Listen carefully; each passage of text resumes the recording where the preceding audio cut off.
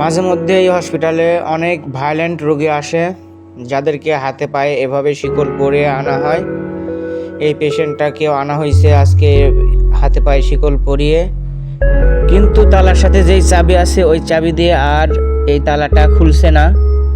ফলে আমরা তালাটা ব্লেড দিয়ে কাটছি, কেটে রুগীকে শিকল মুক্ত করার চেষ্টা করতেছি। কি কাজটা দেখে অনেক সহজ মনে হচ্ছে না? আপনাদেরকে একটা ঘটনা বলি।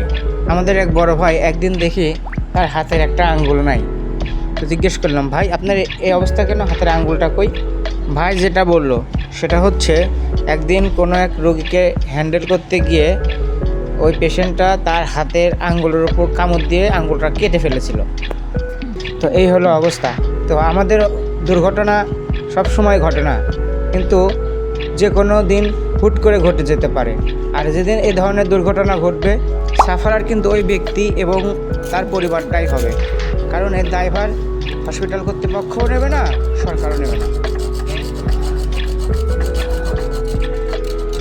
কত বড় বড় নখ, হ্যাঁ সেই বড় বড় নখ। কাজ প্রায় শেষের দিকে, আর একটুখানি। অর্থোপেডিক্স ওটির মতো অবস্থা, বুঝছেন? অর্থোপেডিক্স ওটি যেমন হাঁটুর বাটার সব আছে, আমাদের 6 নম্বর ওয়ার্ডে সব রাখা লাগবে। দাদা প্রায় হয়ে গেছে, আর একটুখানি বাইরে আছে না?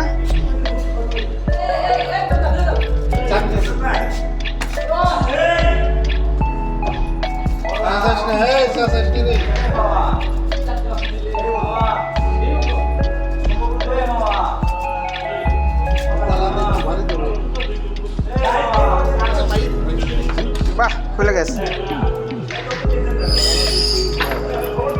যাক, খুবই কষ্ট হয়ে গেল। ভিডিওটা দেখার জন্য ধন্যবাদ। আল্লাহ হাফেজ, আসসালামু আলাইকুম।